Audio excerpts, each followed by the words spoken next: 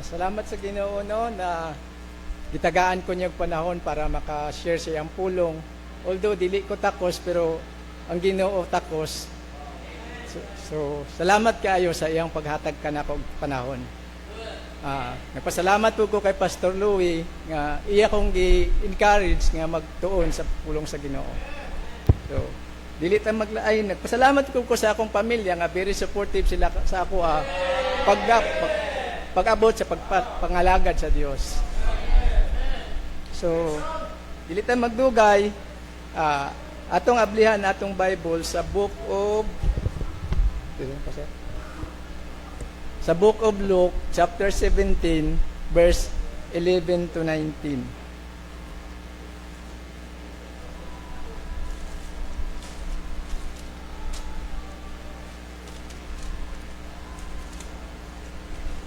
So, ako lang magbasa, no? Sundin na lang sa inyong mata sa pagbasa.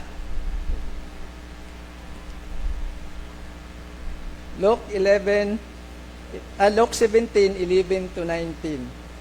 And it came to pass, as he went to Jerusalem, that he passed through the midst of Samaria and Judea. And as he entered into the certain village, there met him 10 men that were lepers, which stood afar off. And they lift up their voices and said, Jesus, Master, have mercy on us. And when he saw them, he said unto them, Go, shew thyself unto the priest. And it came to pass that they went, they were cleansed. And one of them, when he saw that he was healed, turned back, and with a loud voice glorified God, and fell down on his face at his feet, giving him thanks. And he was a Samaritan. And Jesus answering said, Were there not 10 cleansed? But where are the 9? There are not found that return to give glory to God, save this stranger. And he said unto him, Arise, go thy way, thy faith had made thee whole. So makampo ta.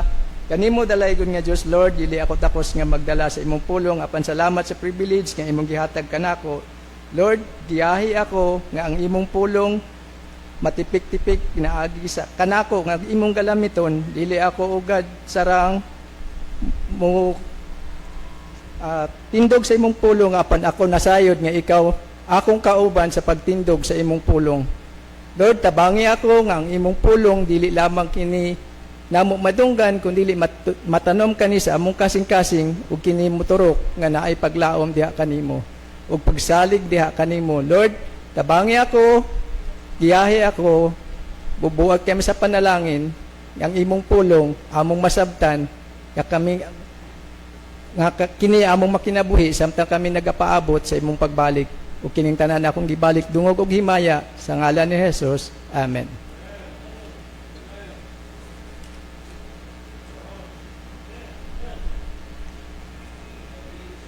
So diri nagaingon sa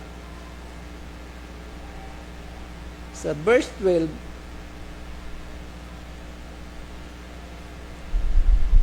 sa verse 11 na basahon ako otro. And it came to pass as he went to Jerusalem that he passed through the midst of Samaria and Galilee. And as he entered into the certain village, there met him 10 men that were lepers, which stood afar off. So ang kuan diri na ay napulo ka masakiton, may sakit nga leprosy. Sa unang panahon, ang sakit nga leprosy kanang contagious man gud ning leprosy, kanang mananakod. So once nga naa kay sakit nga leprosy, ibutang ka sa lugar nga walay tao. Kung naa may tao, kanang mga leprous men gyapon sila, lepers gyapon sila tungod makatakod ang maong sala. So diri ang sakit nga leprosy nagrepresent sa sala. So ang Dios ay og kining mga tawhana nagalaom nga one day sila mamaayo. Naglaom sila nga sa isa ka adlaw na ay makaayo sa ila. Although siguro nagasik po sila o kanang help sa mga doktor, pero walay doktor nga able makaayo sa ila that time. So ang ilang paglaom mao lang jud si Jesus Christ. So tungod naglaom sila og isa ka adlaw niabot ang maong paglaom. So kani akong message karon gitaytilan nako og Blessed Hope.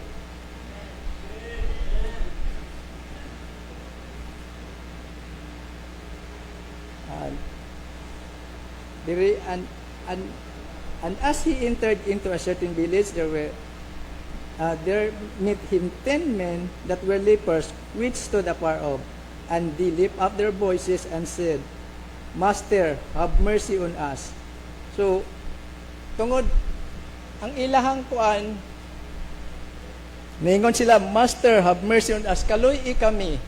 So, ang Diyos sa number 14 nakadungog sa ilahang pagtawag. And when he saw them, he said to them, Go, show thyself unto the priest. And it came to pass that as they went, they were cleansed. So, giingnan sila sa Ginoo nga adto mo dito sa pare, ipakita niyo yung sarili. So, that time, gituman nila ang maong sugo. So, sa pag-adto nila dito sa maong lugar dito sa pari, nakita nila, na-observe nila nga sila naayo, nalimpyuhan. So, akong gikuan na tungod kay nakita nila ilang kaayuhan dito dapita, ang kuan sa Ginoo nga kung kita mo tuman sa iyahatang kung kita mangayog pasaylo, iyatang pasayloon, mutuman ta sa iyahang gusto. Kaya lang kita usahay, badlungon sa dili ta kabalo mutuman sa kabubuton sa Dios. So, sa dihang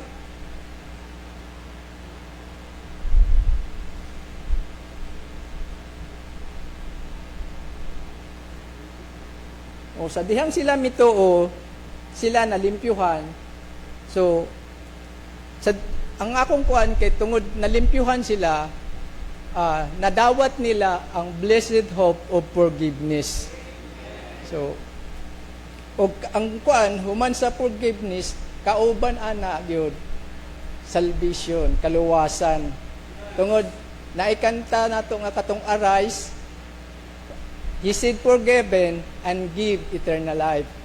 So, ang Diyos muhatag yun sa ato og kaluwasan kung kita mutuman sa iyahang ginasugo sa ato.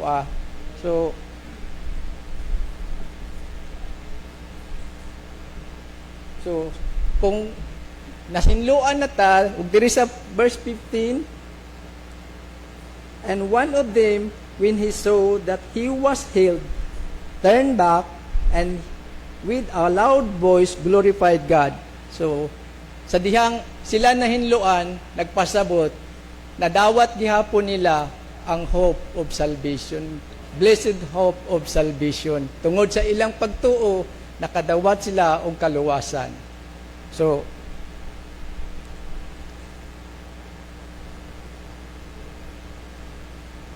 sa dihang nakadawat siya og kaluwasan, kanang nibalik siya sa Dios para magpasalamat. Sa tinuod lang kanang tao nga dili kabalo magpasalamat, mao baya ang tao nga kanang kusog kaayo mangayo sa Dios. Og labaw sa tanan, reklamador. Kaya ingani, mangayo tag trabaho, pagpangayo na tog trabaho sa Dios, iyang ihatag. Sa dihang gihatag, na usahay simbaho na nato ang atong trabaho, dili na ta makapasalamat sa Dios, dili na ta makahatag sa iya sa Dios, bisan tithes nato makalimtan na paghatag, love offering makalimtan na paghatag, og labaw sa tanan dili na makasimba. Og sa dihang dili na makasimba, adtoon sa pastor, bisitahan, brad, simbata, daghan nagrason, wala manggug ko'y sakyanan, na ang tinuod nawili sa trabaho, tapos Nangayo na pod og sakyanan sa Dios. Kingon ang purpose para makapangalagad sa Dios, makapadayon og pangalagad sa Dios. So gitubag gihapon sa Dios ang gipangayo. Wala pa kapasalamat sa pagpangayo sa trabaho, nangayo na pod og sakyanan. So gitagaan sa Dios, gitubag ang maong sakyanan. Sa dihang gitubag ang maong sakyanan, nireklamo kay iyang gihatag sa Dios bike, dili Fortuner. So ang tanan may purpose kung anong bike ang gihatag sa Dios sa iya. May purpose ang Dios kung unsa ang imong hunahuna labaw dira ang Dios. Dili ang Dios mohatag ug dili makaayo sa imo. Gihatag sa Dios ang bike basig ikaw diabetic, gusto sa Dios maka-exercise ka. Kay diabetic ka, maka-exercise ka, meaning makapadayon ka pagpangalagad sa iyaha. Kay kung Fortuner ang gihatag sa Dios, basig ma-high blood ka. Kay dili ka ma-high blood nga, bugnaw kayo sa sulod sa Fortuner, kay sige kag katulog, ma-high blood ka, kay nagmahal na ang gas.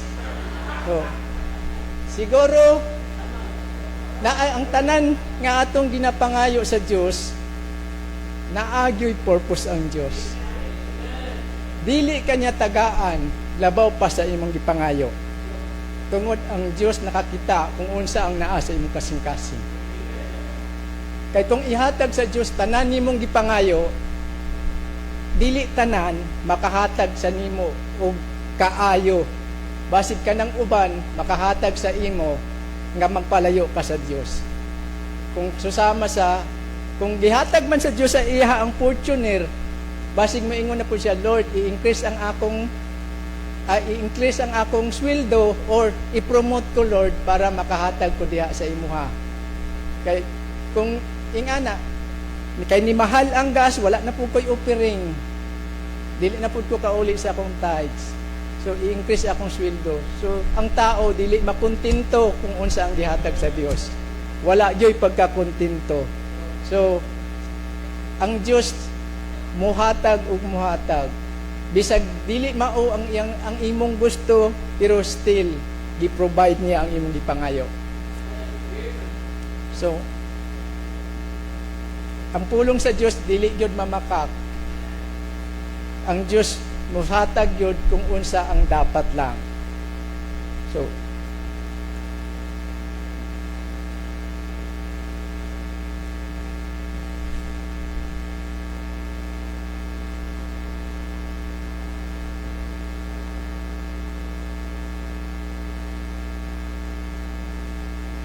tungod sa sala ang tao di ay nahimulag sa Dios. Tungod po apan kung kita mutuo og magsalig kaniya, kita pasayloon og luwason sa Dios. Ang Bible nagaingon, palihog kog abli sa inyong Bible sa John 3:16 og 17. Una na, for God so loved the world that He gave His only begotten Son, that whosoever believeth in Him should not perish but have everlasting life. For God sent not His Son into the world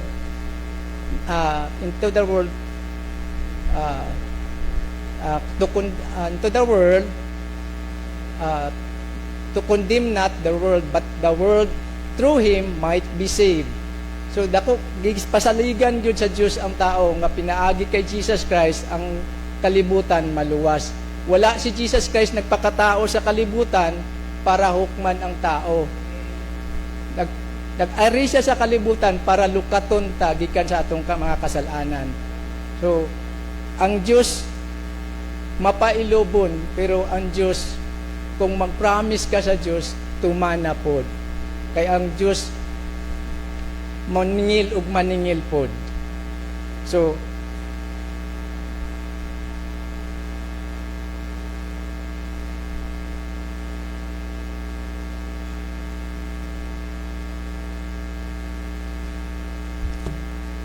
diri sa 18, there are not found that return to give glory to God, maliban lang sa katong isa ka tao nga which is he is a Samaritan. So there is a 19, and he said unto them, Arise, go thy way, thy faith had made thee whole. So katong tawhana nakadawat og assurance of salvation. Blessed hope of assurance. So kay gisaaran ka sa Ginoo dili lang para luwason ang imong kaluwasan na ayoy assurance nga ang tao bago mamatay dapat makabalo siya kung asa siya padulong. So ang Ginoo dili mo kuan sa imuha nga ibutang ka sa alanganin. Ang Ginoo mo giya sa imuha bisag badlungon ka dili ug dili gyud ka niya pagasagdan. Pareha sa ako pila ka tuig gusto ko, bata pa ko, gusto ka ayaw kong maging preacher. Pero nawala akong desire tungod nagpalayo ko sa Dios. Na backslide ko. Pero wala gihapon di kuha sa Dios ang akong kinabuhi. Tungod kabalo ang Dios nga naa siya nakitaan nga sa akong kasing-kasing. Naa siya something nakitaan sa akong kasing-kasing. O hangtod karon gitagaan ko sa Ginoo og chance nga matuman ako ang akong pangandoy. O kanang nga pangandoy naabot gyud og sa kana nga panahon kung ang Dios nakakita ang akong kasing-kasing nagpalayo ni gyud sa iya, siguro gibawi na niya ang akong hulaman yang kinabuhi. Pero ang Diyos mapailubon, ang Diyos naghatag sa ako og daghan pa kayo nga tsansa, bilatos ko sa Diyos. Ug tuod man sa iyang pagbunal sa ako nakamata ko nga nagpalayo na ko kayo sa iya.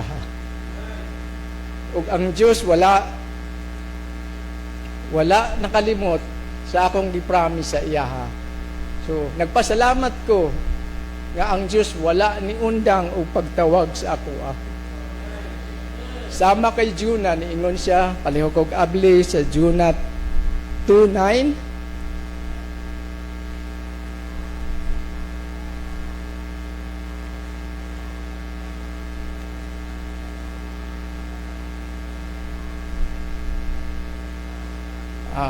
Ingon ni Jonah, but I will sacrifice unto thee with the voice of thanksgiving, I will pay that I have vowed, salvation is of the Lord. So, ingon si Jonah nga iyang sakripisyuhan og nga musulti nga may kalipay kay tungod nakasala siya sa Dios, bayaran niya ang iyang gipanaad sa Dios. Kay ang panaad ginasingil gudi ay sa Dios. Dili ka pwede mo saad sa iya nga dili kanya singlon. Kay ang kaluwasan iya kung siya mo saad iyang tumanon. So pag kita mo saad iya sad tang paninglon. Ang saad para sa Ginoo. Dili siya moingon na ang saad nimo gikalimtan ako. Ang saad nimo paninglon gudi ay sa Dios. Kay niingon si Jonah, kung pariya atong gikingon ako kanina nga kung moingon ka nga tagaay kog sakyanan aron makapadayon ko pangalagad, tumana kung gitagaan ka sa Dios og sakyanan, tumana nga mga lagad ka sa Dios. Kay kung dili ka mo tuman sa pagpangalagad sa Dios, ikaw magabayad sa maong kasalanan. Moabot ang panahon, singlon og singlon ka sa Dios.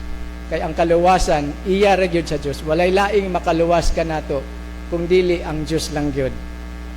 O kung naa may lain dili na ang Dios. Ug dili bisag kinsa walay makaluwas, pinaagi lang ka sa pulong sa Dios ang nag-ingon. Kay ang Dios ingon siya, I am the way, the truth, and the life. No man cometh unto the Father but by me. So kinsa pa man ang makaluwas ka nato kung siya ang dalan kamatuoran ug ang kinabuhi.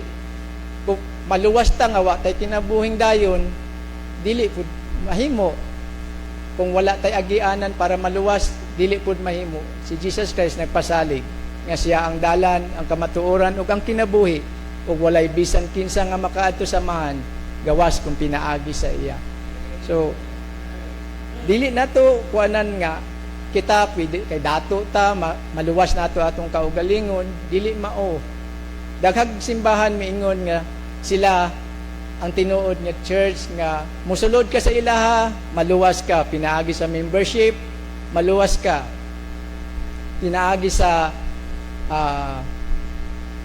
to be with them, maluwas ka. Pinaagi sa pagtuo o pagbuhat og maayo, maluwas ka. Paano kung ang imong pagtuo okay pero ang imong pagbuhat sa maayo dili?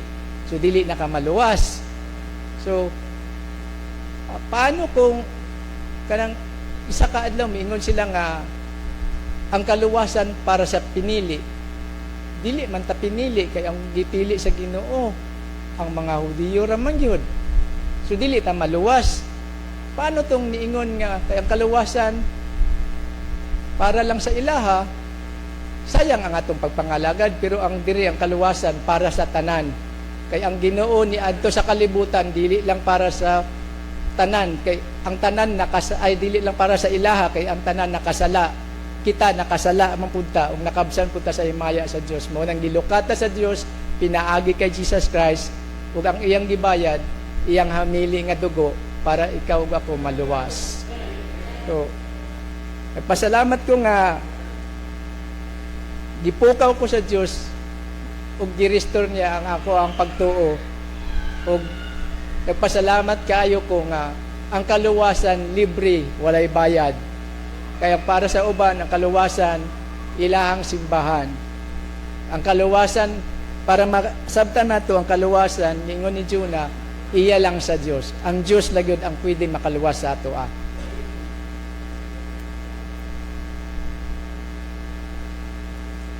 Apan ang pagdawat sa Ginoo, ang pasalig sa Ginoo kanang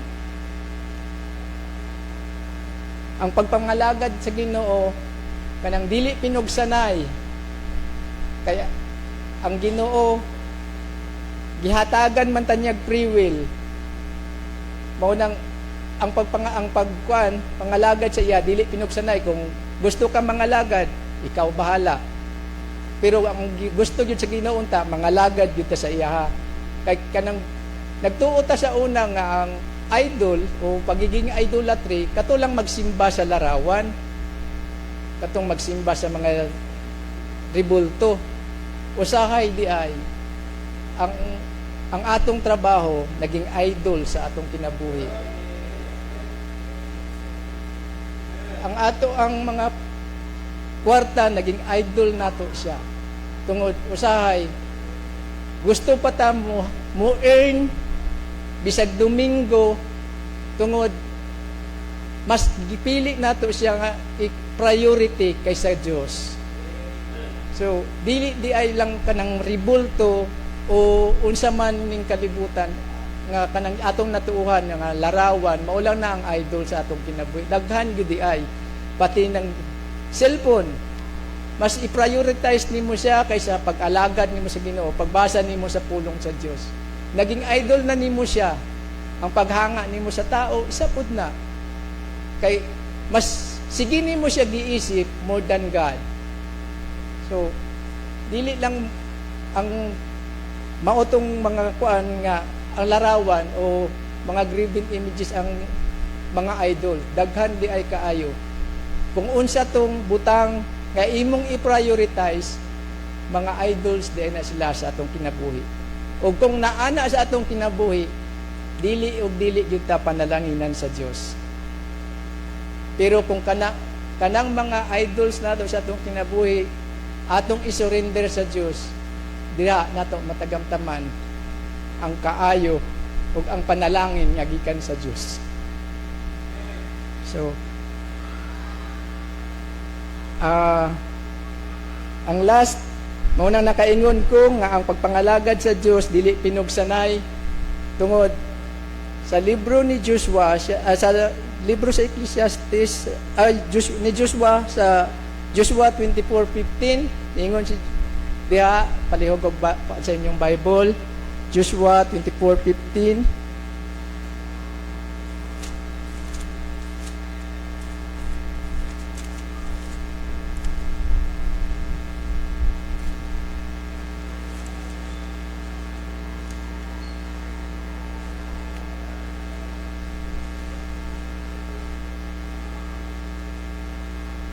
Joshua 24:15, and if it seem evil unto you to serve the Lord, choose you this day whom you will serve, whether the gods which your fathers served that were on the other side of the flood, or the gods of the Amorites in those land ye dwell. Pero si Joshua niingon, but as for me and my house, we will serve the Lord. So, salamat sa pulong sa Ginoo nga gitagaan ta niya opsyon sa pagpili kung kinsa ang alagaran. Pero pasalamat ta nga ang Dios nagpasalig sa atoa nga siya ra gyud ang ibol nga makaluwas sa atoa. So, kung kamo papilion, kamo na bahala. Pero kung ako inyong pangutanon, sugod karong adlaw, but as for me and my house, we will serve the Lord.